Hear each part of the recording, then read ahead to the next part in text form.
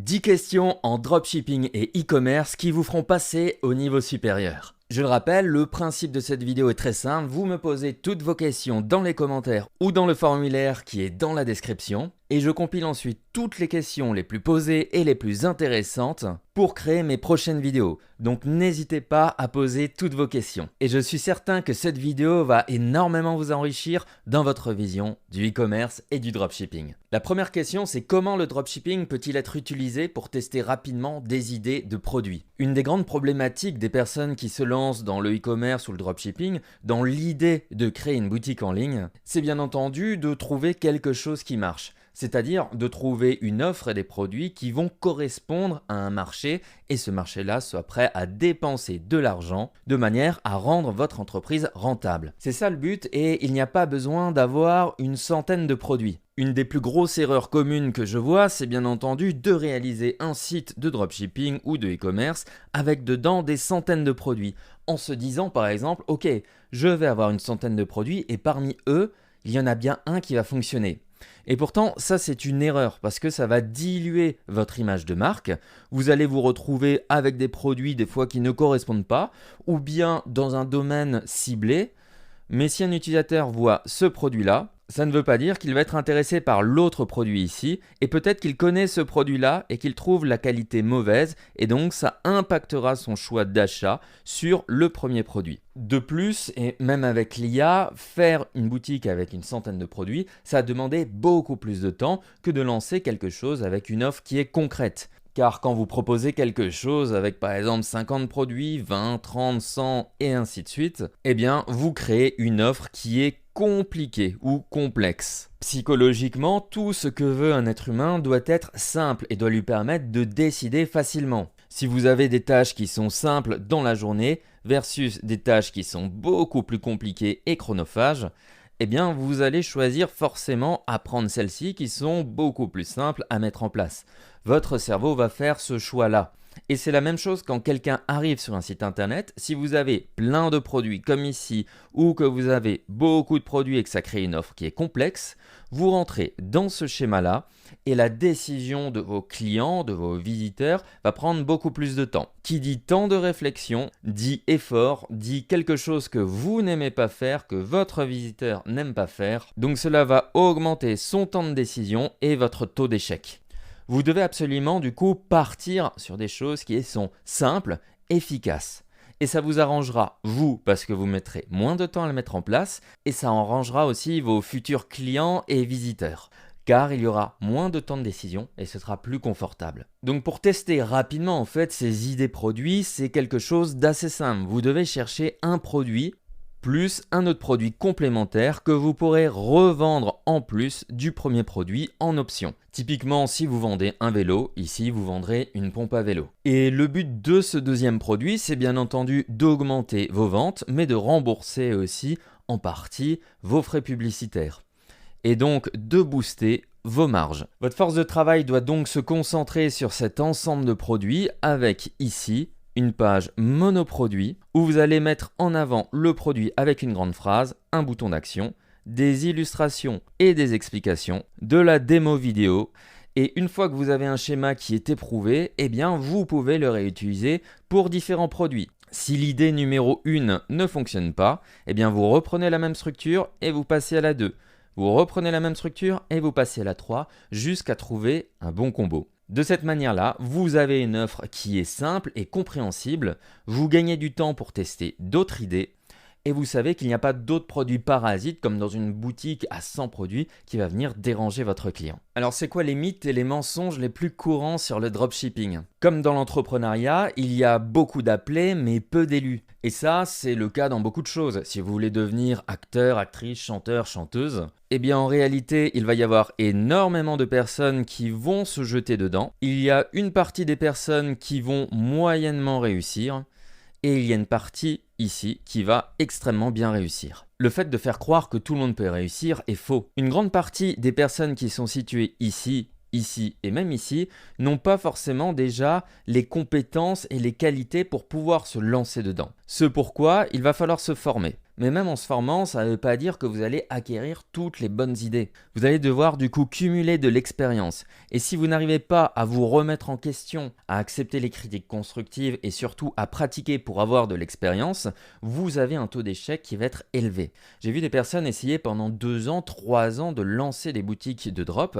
Et le problème, c'est que en regardant leur site internet et en leur expliquant que les images étaient catastrophiques, qu'il y avait des fautes partout ou qu'il y avait des problèmes de logique même dans la proposition du produit, eh bien ces personnes-là ne s'amélioraient pas. Et du coup, forcément, s'il n'y a pas ce processus de recherche et d'amélioration constante, vous arrivez dans cette partie-là. Bien entendu, vous ne pouvez pas être expert de tout, par exemple expert de design de page, expert de recherche de produits, expert en marketing. Ce pourquoi c'est important de s'associer pour pouvoir justement partager sa réussite. Tout seul, il y a peu de chances que vous réussissiez. Par contre, si vous trouvez un designer, plus quelqu'un qui est fort en marketing, plus vous qui êtes fort dans un domaine, il y a fort à parier que vous pourrez potentiellement réussir et du coup profiter de cette expérience que vous n'avez pas forcément. N'oubliez pas que le dropshipping va vous permettre de tester et de faire du résultat net dans le cas où vous vous retrouvez ici. Néanmoins, c'est ensuite en passant sur une marque, donc du branding et ainsi de suite, où vous allez du coup pouvoir augmenter considérablement vos marges, passant peut-être de 10% à du 30-50% de marge. Donc le dropshipping n'est pas fait pour tout le monde, il est fait pour les personnes qui veulent justement aller dans cette partie-là, tout en continuant de s'améliorer. Et toutes les personnes qui n'arrivent pas du coup à s'analyser eux-mêmes, à avoir des retours constructifs, à les prendre en compte pour essayer de level up, ne peuvent pas réussir. Il y a un dernier facteur qui est important, c'est qu'une fois que vous êtes situé ici, ça ne veut pas dire que vous êtes gagnant. Ça veut dire que vous allez vous battre contre d'autres personnes qui sont vos concurrents. Et ces concurrents-là ont le même objectif que vous, c'est d'atteindre cette zone de réussite juste ici. Donc il faudra vous battre constamment, mais c'est comme ça que vous allez accumuler de l'expérience et mettre de la longueur à toutes les autres personnes qui ne veulent pas forcément s'améliorer ou tout simplement qui ne sont pas faites pour ça. Et c'est le cas pour beaucoup de choses, pour beaucoup de business en ligne ou de choses qu'on peut entreprendre dans notre vie personnelle et professionnelle. Comment créer une marque en dropshipping ? Si vous faites du dropshipping, il est fort à parier que vos produits ne vous appartiennent pas. Cela veut dire que vous ne pouvez pas créer une marque et faire ce qu'on appelle du branding. C'est le fait tout simplement d'apposer sa marque et de commencer à personnaliser ses produits pour qu'ils correspondent à votre identité et bien entendu à votre marché. Donc une des seules choses sur lesquelles vous pouvez jouer dans la partie dropshipping avant de commencer à créer une marque de e-commerce, eh bien c'est le packaging, c'est-à-dire l'emballage de vos produits où vous allez pouvoir par exemple mettre votre logo, vos couleurs et bien entendu votre texte. Ce packaging-là peut être livré directement à votre fournisseur qui permettra du coup à ce dernier de mettre vos produits dans le packaging et de l'expédier chez vos clients.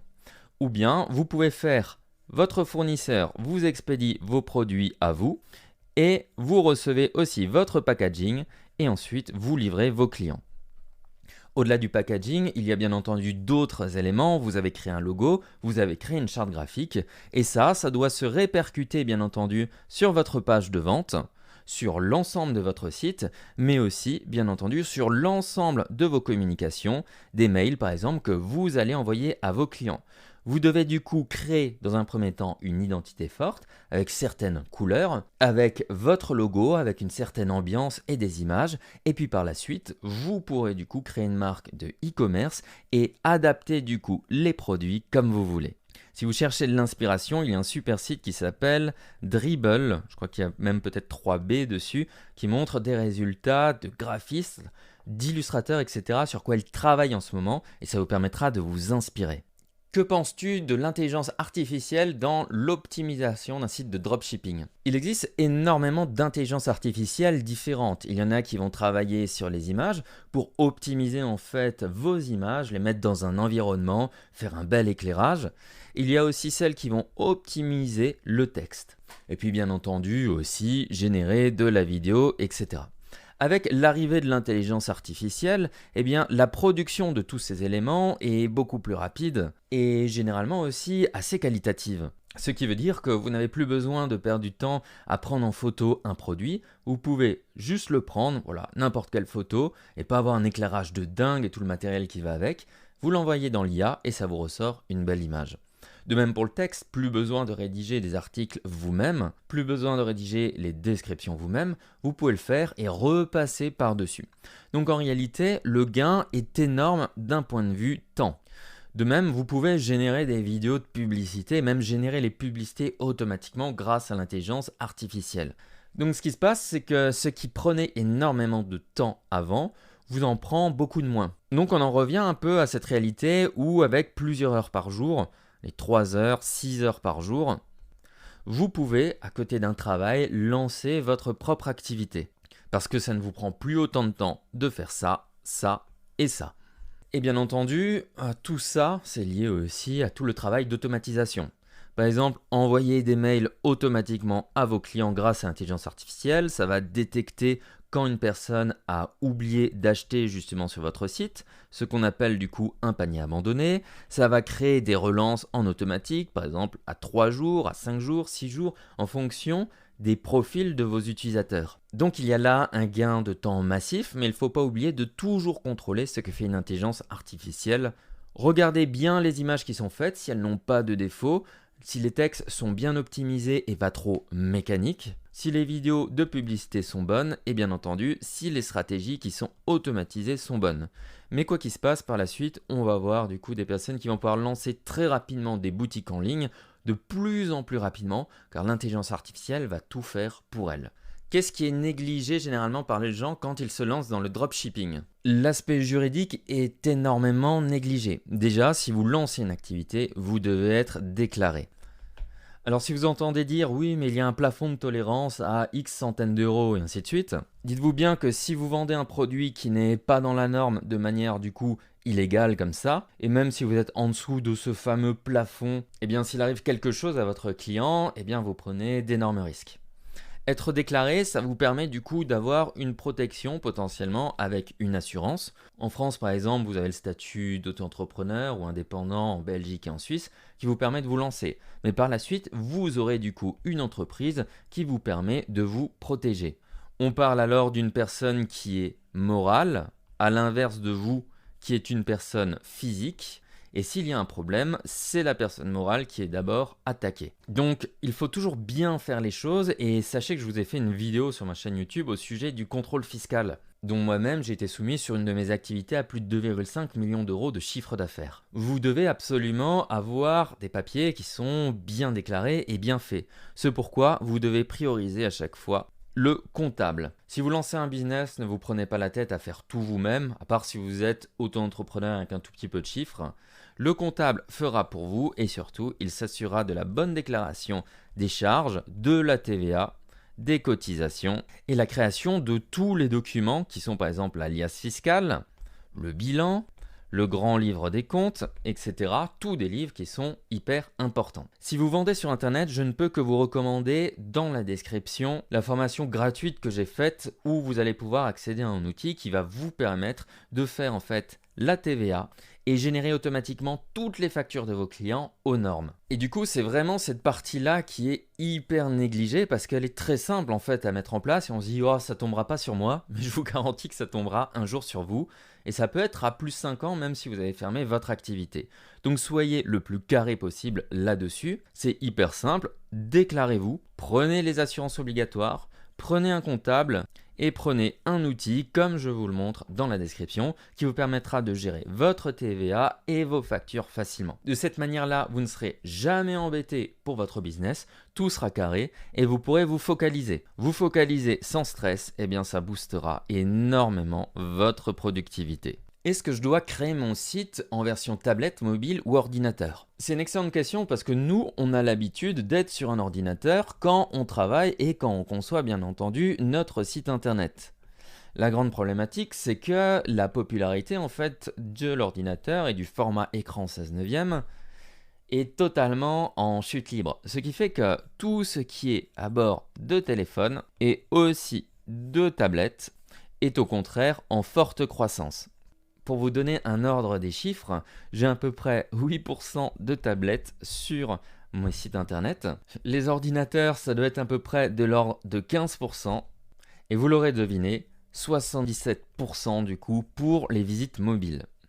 Donc quand vous concevez un site internet, vous allez le faire en responsive. Quand vous utilisez par exemple Shopify sur votre ordinateur, vous pouvez voir lors de la conception, une sorte d'écran tout en haut qui vous montre le format PC, laptop, le format tablette et le format mobile. Vous devez toujours les vérifier. Et si vous avez un sacrifice à faire, un choix à faire, vous devez toujours le faire en sorte que la version mobile soit favorable et la mieux disposée.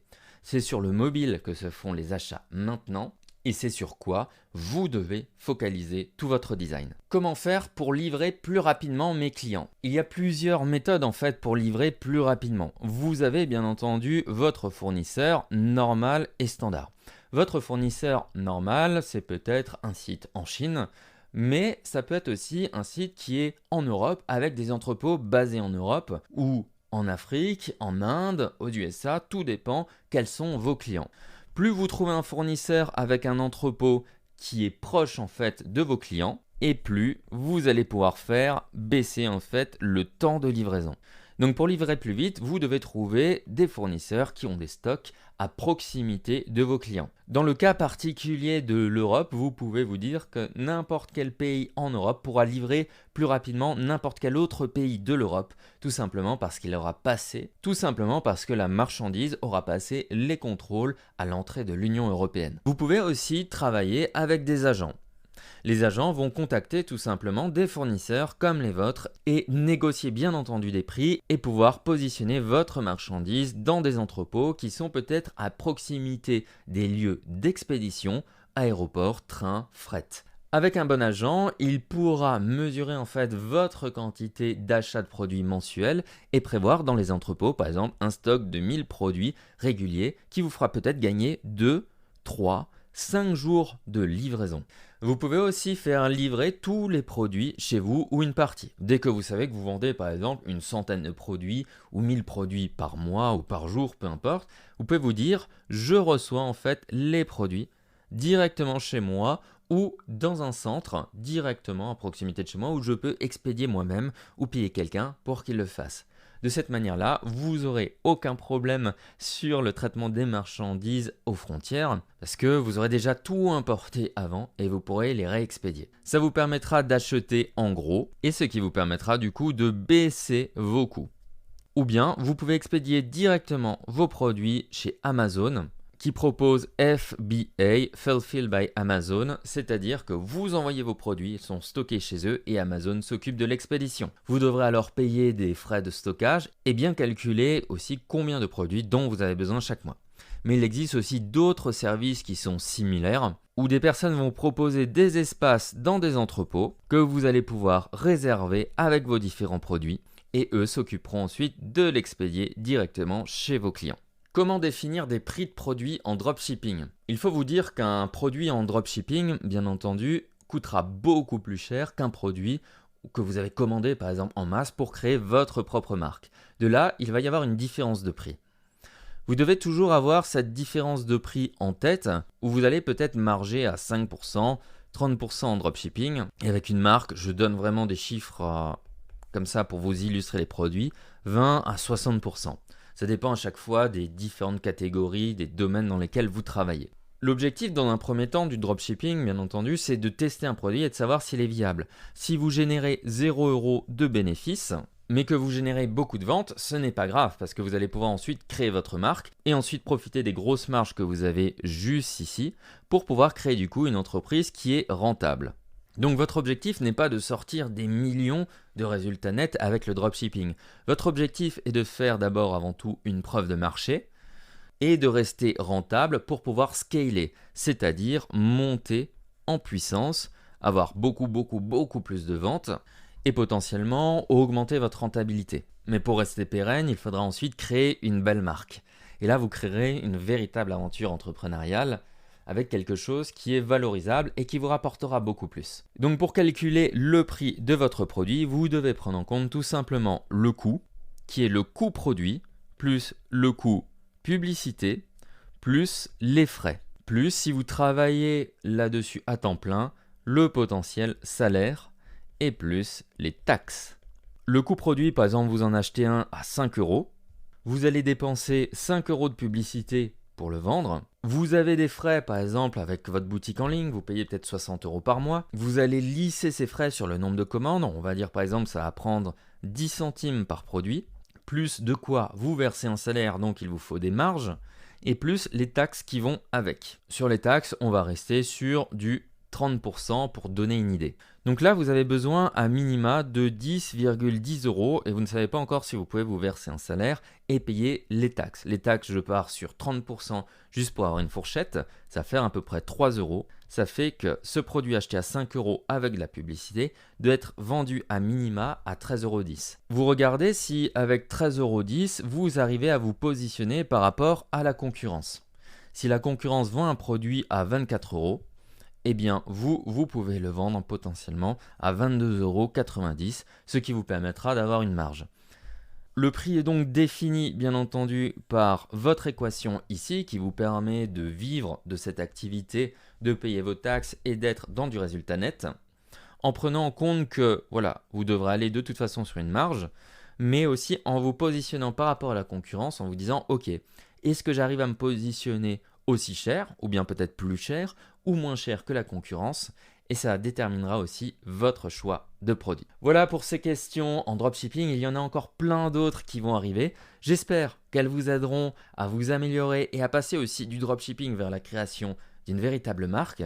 C'est quand même ça l'objectif pour réussir et pour valoriser au maximum votre réussite et votre activité.